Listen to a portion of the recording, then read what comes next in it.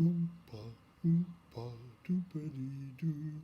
Today I'm covering blood in the chocolate by E.K.L. Chinier, who doesn't do books for Lamentations in Timor. So,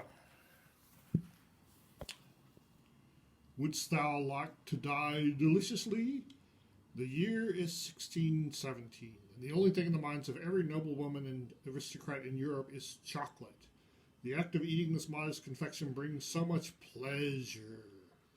It has become even more prized than tea, spices, even liquor, and it all comes from one place, Lucia di Castillo's capital factory in northern Friesland. This one businesswoman has Europe by the balls, and some will pay handsomely for the secret to her success. But Lucia's factory isn't what it seems to be. The horrors and cruelties that exist within its walls defy imagination itself. Nobody ever goes in, and nobody ever comes out. So, this is a module, in case I haven't hit you on the head hard enough yet. It's based on Willy Wonka and the Chocolate Factory, both the book and the movie.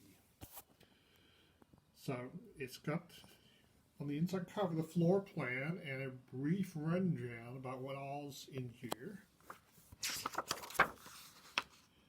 And yeah, K.L. Chandler has some personal issues with the owner of Lamentations, the Flame Princess, so he doesn't do books for them anymore. But he did this one, and it's great. I did it in a single session one time. It took more than one session another time I ran it. But, you know, it's a factory. Timekeeping's important in this. Here's our main villain, Lucia de Castillo. There's also the Pygmies, which takes the place of the Oompa Loompas. And they have poison. There's about the chocolate itself. About how to make chocolate. A little bit about how to make chocolate. The costs of the chocolate. There's a random table of random effects you can get from the chocolate.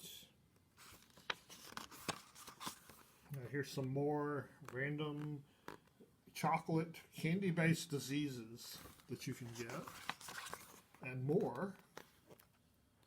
And these are quite fun. Here's a color map of the factory and the lower level with the river of chocolate. So it goes into what's all in the factory and gives you individual room maps.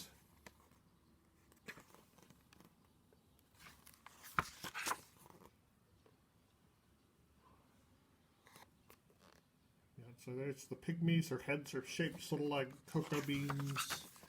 They're like mutated Incas. And there's a special tree that the chocolate cocoa beans come from to make the chocolate. And they might do some sort of ritual, sacrificial ritual if they catch you. That's the Pygmies, that is.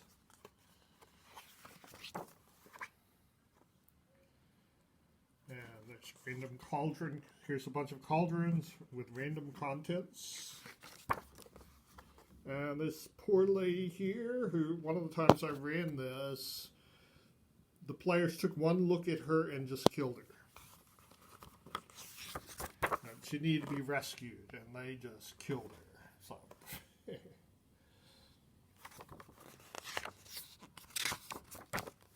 And so as a conclusion, there's several possibilities about what might happen. It might be that you get away.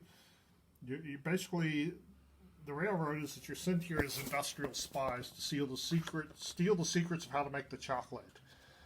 And so you might succeed at that, or you might not. Or it might be that you get to take over the factory.